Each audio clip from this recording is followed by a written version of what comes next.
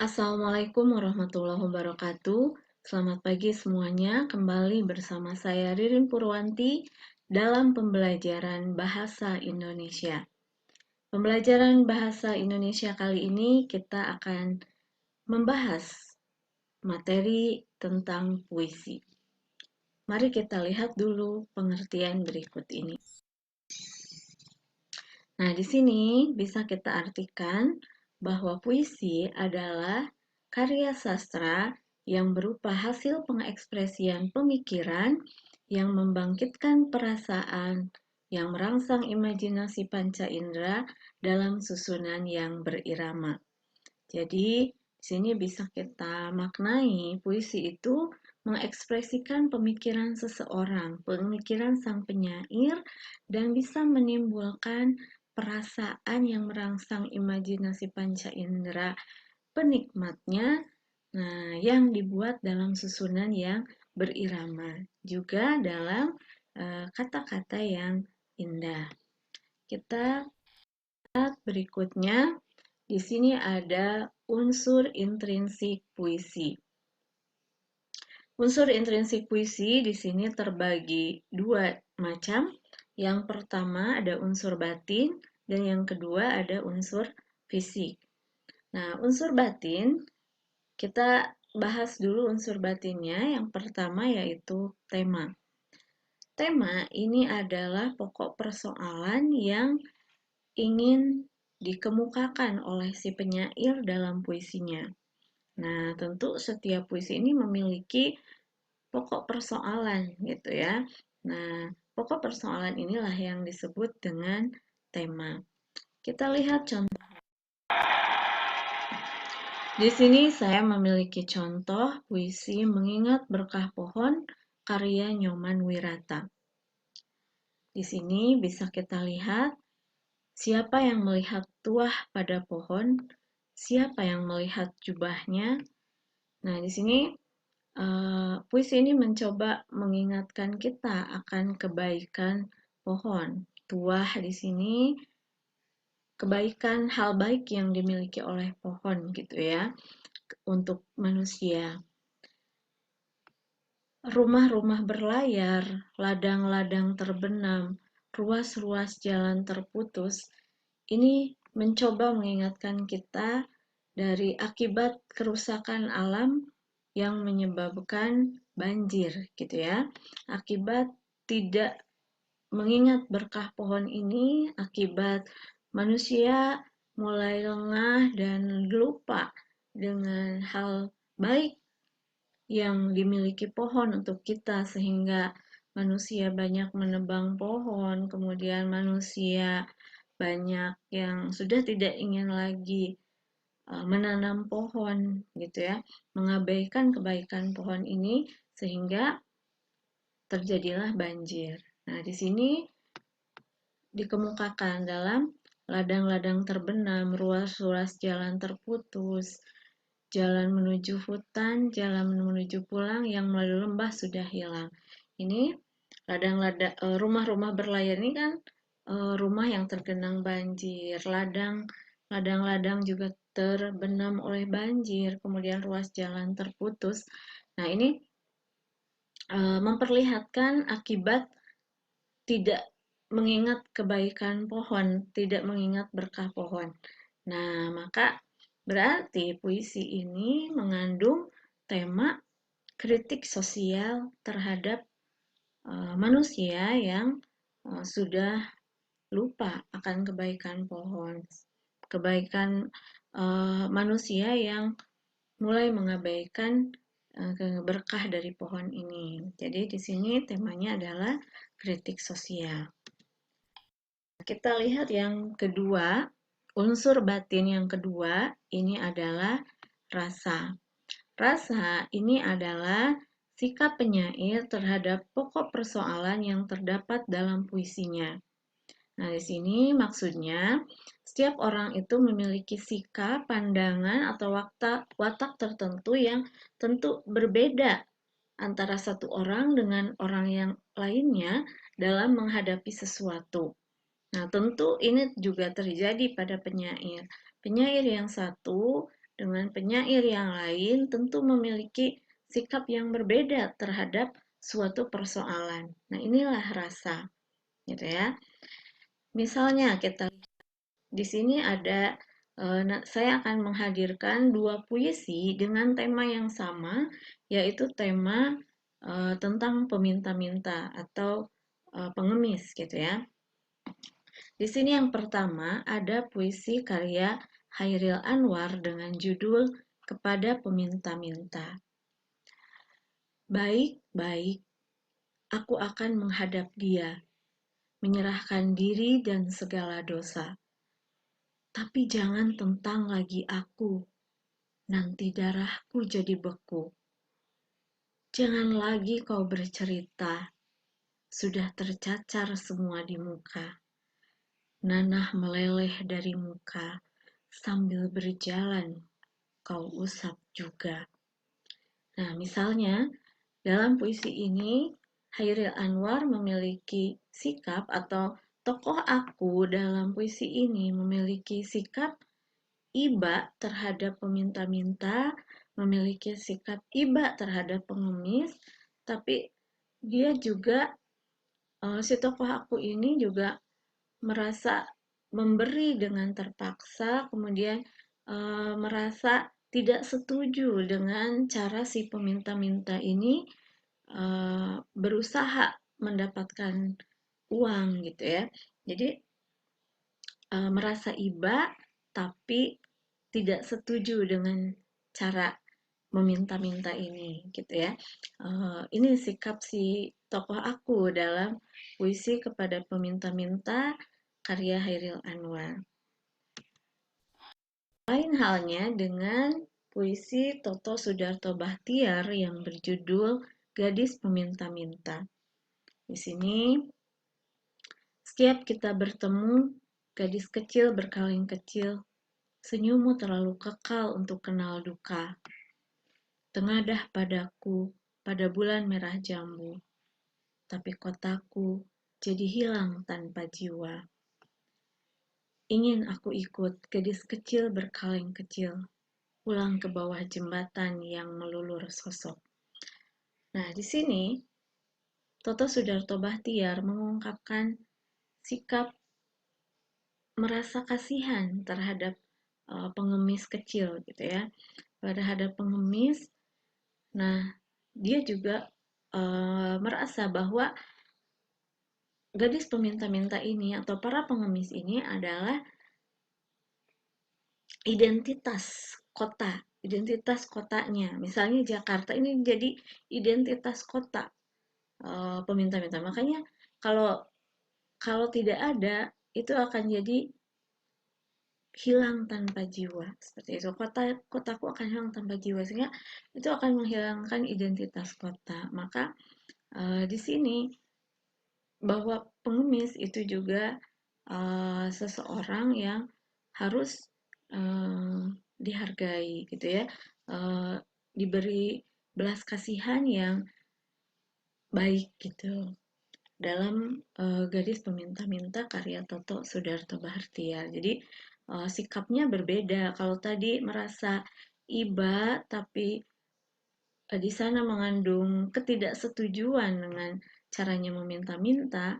Nah, kalau ini merasa kasihan dengan ketidakberuntungan pengemis tersebut sehingga melakukan hal seperti meminta-minta ini. Kita lihat yang ketiga, ini adalah nada. Nada ini adalah sikap penyair terhadap pembaca atau penikmat karya ciptanya. Nah, di sini nada itu berarti bagaimana sikap penyair terhadap pembacanya yang bisa kita rasakan dari nada ciptaannya. Nah, di sini ada 5 macam nada. Yang pertama ada nada melankolik, yaitu nada murung yang menggambarkan suasana hati sedih. Kemudian ada nada romantik, yaitu nada yang menggambarkan suasana hati yang tenang dan menyenangkan. Yang ketiga ada nada patriotik, yaitu nada yang menggambarkan suasana hati yang penuh semangat. Yang keempat ada nada sinis, Ini adalah nada yang menggambarkan suasana hati yang kurang senang. Misalnya ini dalam puisi-puisi yang isinya mengandung tema yang kurang disukai atau tidak disetujui. Kemudian ada nada protes, yaitu menggambarkan suasana hati yang penuh pertentangan atau pemberontakan. Ya, kita lihat nanti contohnya. Nah, yang keempat ini adalah suasana. Suasana ini adalah keadaan yang menyertai kejadian, peristiwa, atau hal-hal yang diungkapkan dalam puisi. Nah, suasana ini biasanya menggambarkan rasa gembira, rasa sedih, haru, kecewa, gelisah, berontak, bingung, tenang, pasrah, sepi, ataupun bimbang. Nah, ini tentu berhubungan dengan nada puisi yang tadi, gitu ya. Nah, kita lihat contohnya. Di sini ada puisi karya Taufik Ismail yang berjudul Jalan Segara. Disinilah pendemakan kepengecutan dilakukan ketika pawai bergerak dalam panas matahari dan pelor pembayar pajak negeri ini ditembuskan ke punggung anak-anaknya sendiri. Puisi ini mengandung nada sinis tentunya ya, karena di sini sedang mengkritik saat terjadi bentrokan antara pihak yang berwenang dengan demonstran ya. Ini ketika terjadi demonstrasi. Nah, di sini ada para pelor pembayar pajak negeri ini ditembuskan ke punggung anak-anak sendiri, itu ketika misalnya yang demonstran itu ditembak seperti itu. Sehingga di sini ada nada sinis karena dia sedang mengkritik gitu ya. Nah, kemudian contoh lain. Di sini ada puisi karya Sapardi Djoko Damono yang berjudul Yang Fana Adalah Waktu. Kita lihat, yang fana adalah waktu, kita abadi, memungut detik demi detik, merangkainya seperti bunga. Sampai pada suatu hari, kita lupa untuk apa. Tapi, yang fana adalah waktu, bukan? Tanyamu, kita abadi. Nah, di sini nadanya kita lihat nadanya bernada sedih. Kemudian dia suasananya ya, suasana sedih karena di sini sedang mengingatkan bahwa kita manusia itu seringnya lupa. Kita menganggap yang fana adalah waktu, padahal yang fana itu adalah kita gitu ya, manusia. Fana ini artinya rusak ya, yang akan rusak itu kita, bukan waktu. Makanya di sini manusia itu sering menganggap kita yang abadi gitu. Kita yang abadi, manusia yang abadi, yang fana itu waktu.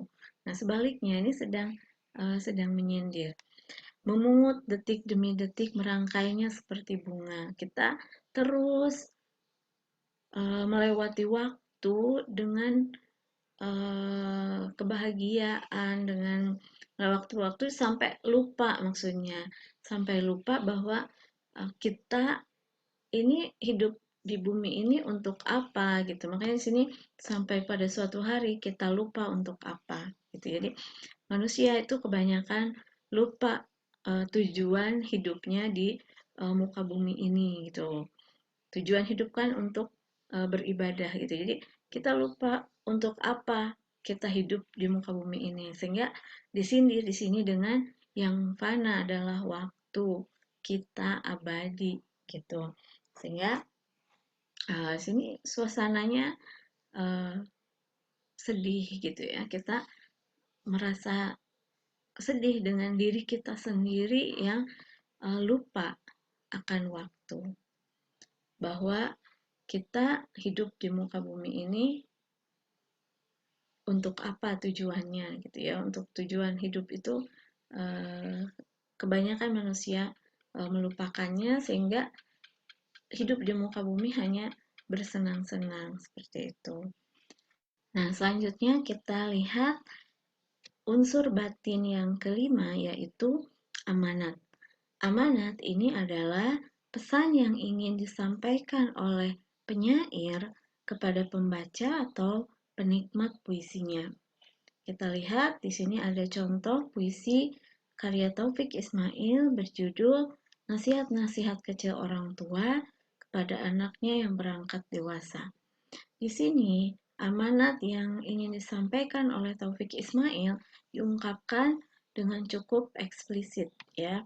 Sini misalnya, jika adalah yang harus kau lakukan, ialah menyampaikan kebenaran. Nah, di sini langsung disampaikan bahwa yang harus dilakukan itu adalah menyampaikan kebenaran. Bahwa yang tidak bisa dijual belikan itu adalah keyakinan. Bahwa yang harus ditumbangkan itu adalah kezaliman. Bahwa orang yang harus diagungkan itu adalah Rasul Tuhan.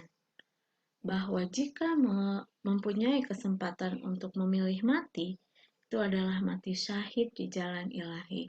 Nah, ini amanat yang disampaikan dalam puisi. Contohnya, kita lihat yang berikutnya adalah unsur fisik. Tadi ada unsur batin, sekarang kita bahas unsur fisiknya. Unsur fisik puisi yang pertama ini adalah diksi. Diksi ini adalah pilihan kata.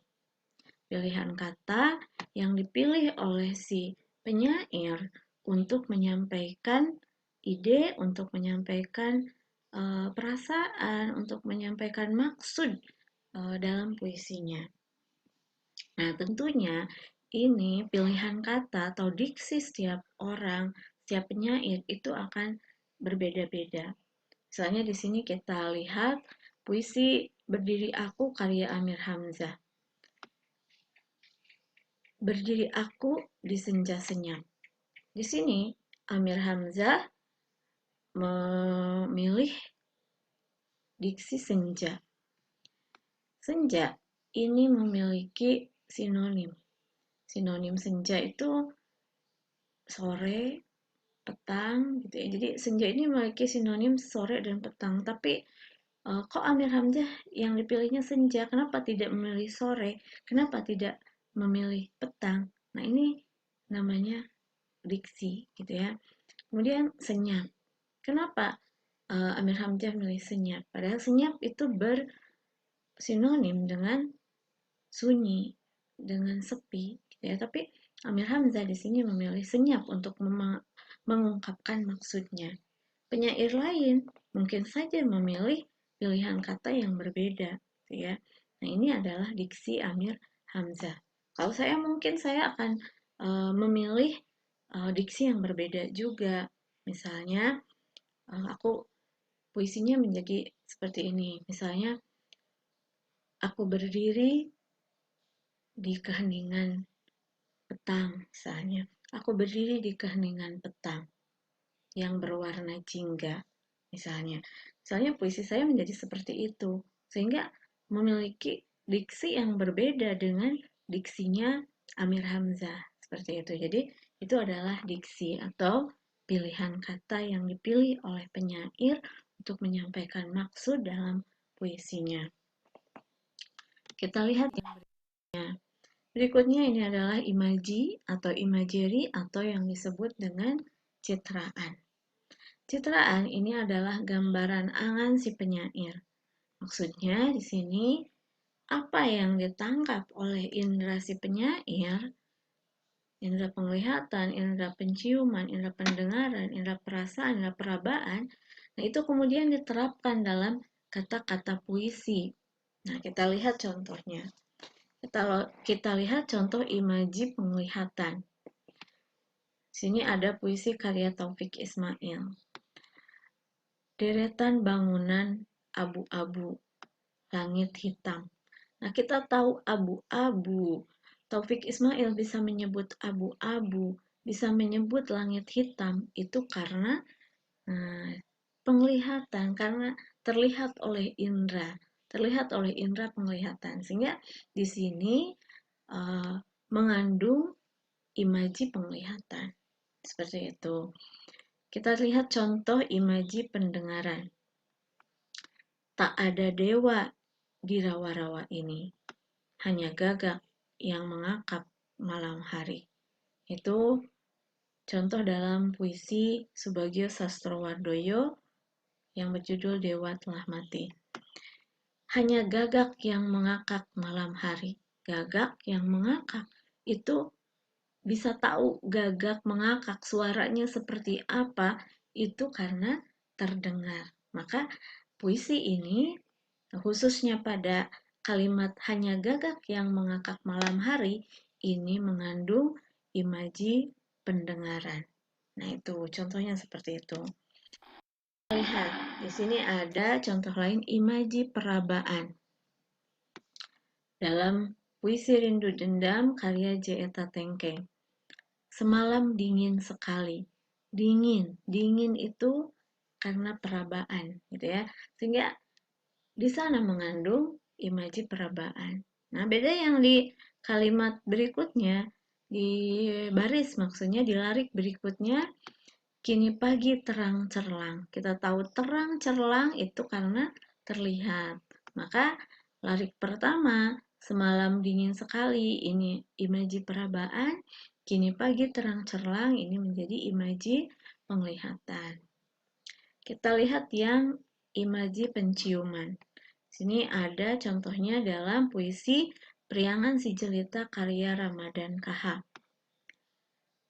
Pada lirik harum madu di mawar merah. Nah, kita tahu harum madu, kita tahu harum itu karena penciuman, karena indera penciuman. Maka pada lirik harum madu di mawar merah ini mengandung indera penciuman. Maaf, maksudnya imaji penciuman. Selanjutnya, indera pengecapan. Apabila kritik hanya boleh lewat saluran resmi, maka hidup akan menjadi sayur tanpa garam. Nah, sayur tanpa garam itu rasanya hambar. Nah, kita tahu hambar itu karena indera pengecapan. Maka pada puisi ini, puisi Aku Tulis Pamflet ini, karya W.S. Rendra, ini mengandung imaji pengecapan. Kita lihat yang berikutnya, imaji perasaan. Pada puisi Tentang Saja karya Ayib Rosidi. Pertama kepada diri sendiri, pusat degup jantung gembira berteman. Gembira ini adalah imaji perasaan. Ini indera perasaan terasanya, sehingga mengandung imaji perasaan. Nah, itu tentang imagery atau imaji atau citraan, ya, yang tadi. Kita lihat yang ketiga, unsur fisiknya itu adalah tipografi. Tipografi ini adalah bentuk.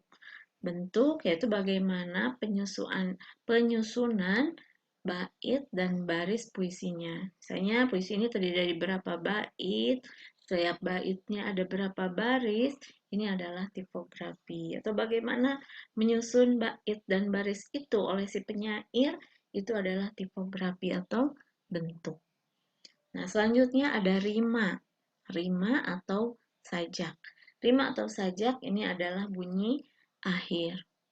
Ya, kalau dulu kalau dalam pantun, ya pantun itu juga adalah puisi, tapi puisi lama. Nah, yang sedang kita bicarakan sekarang ini adalah puisi yang modern.